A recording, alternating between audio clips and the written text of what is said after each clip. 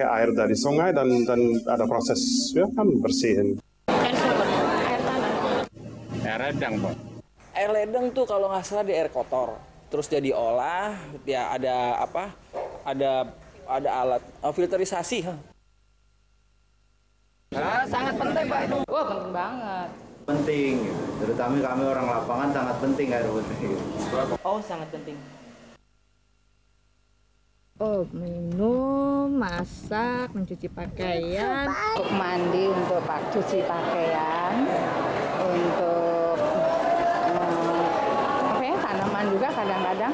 Mandi, cuci, masak, cuci mobil, nyiram tanaman. Pokoknya untuk kebutuhan sehari-hari. Murah sih, Pak, itu. Menurut saya itu sangat murah. Lumayan murah juga. Sedikit aja kali ya, jangan banyak-banyak deh. Kalaupun memang harus dinaikkan. Dinaikkan selama itu tidak membebani masyarakat. Ya wajar aja.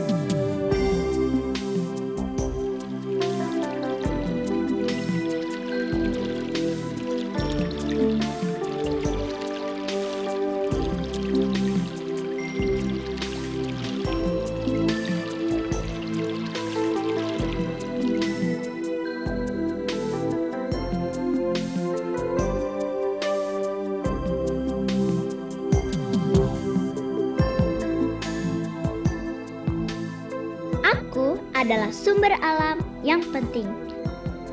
Setiap tetesku adalah kehidupan. Aku tak hanya membuat alam menjadi sejuk dan indah. Yang lebih penting, dengan aku, semua makhluk hidup bisa melangsungkan kehidupannya.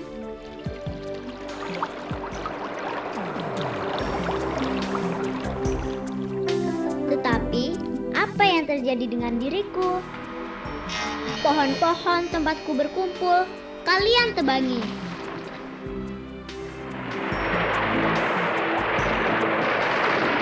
Keterbatasanku dan kemurnianku tidaklah dipedulikan.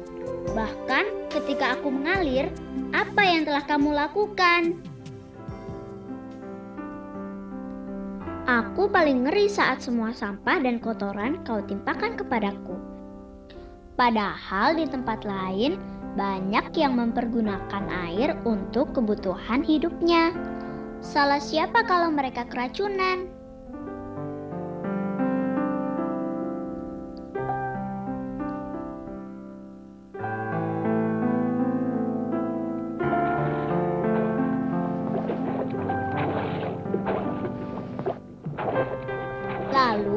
Perjalananku menuju muara pun menjadi terhambat, dan akhirnya inilah yang terjadi.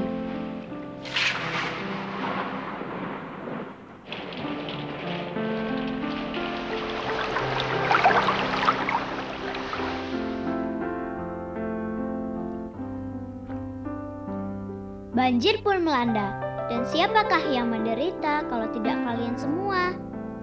Bencana itu menimpa karena kalian tidak memperlakukan aku sebagaimana mestinya.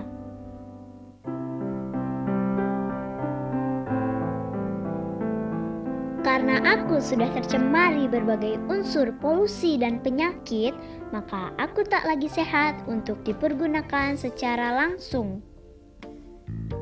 Aku kini tak lagi murni. Aku harus melalui suatu proses yang panjang sebelum sampai di tanganmu.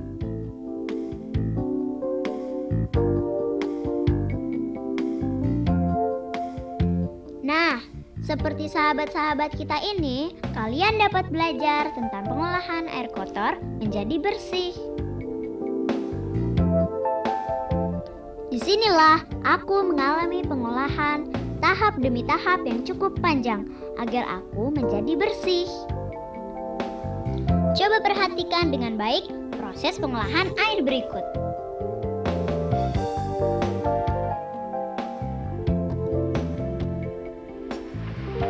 Aku diambil dari aliran sungai dan lihatlah, ada banyak sampah yang kubawa berjalan. Pertama-tama, aku bertemu dengan sebuah alat yang bentuknya seperti sisi raksasa dari besi. Alat ini berfungsi sebagai saringan untuk memisahkan aku dari berbagai benda padat seperti sampah, batu, dedaunan, juga sampah halus lainnya.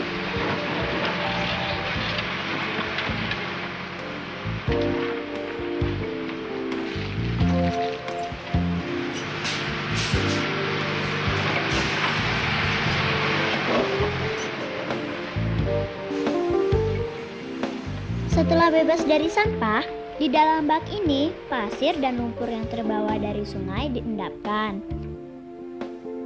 Aku dibubuhi tawas, kapur, dan gaskor atau kaporit melalui ruang pengendali. Gaskor atau kaporit dibubuhkan agar lumut dan tanaman air lainnya tidak tumbuh. Lalu mengalirlah aku melalui pipa-pipa ke dalam bak pencampur yang dilengkapi alat pengaduk. Proses ini disebut koagulasi. Lalu aku ditambah lagi dengan karbon aktif untuk menghilangkan bau, rasa, dan zat organik di dalamnya. Sekarang aku dialirkan dalam bak pulsator yang menggerakkanku dari bawah ke atas sehingga partikel-partikel padat terendap dan membentuk vlok-vlok atau gumpalan-gumpalan. Proses ini disebut flokulasi dan pengendapan. Lalu, dengan pasir khusus yang disebut pasir kuarsa, aku akan disaring dalam bak saringan cepat atau filter. Pasir kuarsa berfungsi sebagai filter. Pasir ini dibersihkan secara berkala agar tetap berfungsi dengan baik untuk menyaringku, memisahkanku dari vlok-vlok yang mungkin masih terbawa dari bak flokulasi tadi.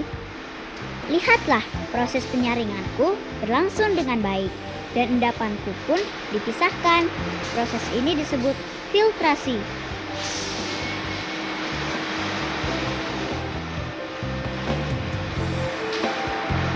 Kini aku hampir menjadi jernih, tetapi belum berarti aku sehat dari bibit penyakit.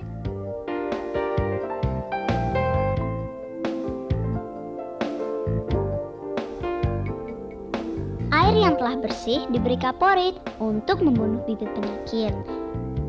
Pemberian kaporit ini dilakukan sebanyak 2 atau 3 kali dari sebelum proses pengolahan untuk melindungi dari lumut dan setelahnya untuk membunuh bakteri, terutama bakteri E. coli yang menyebabkan sakit perut.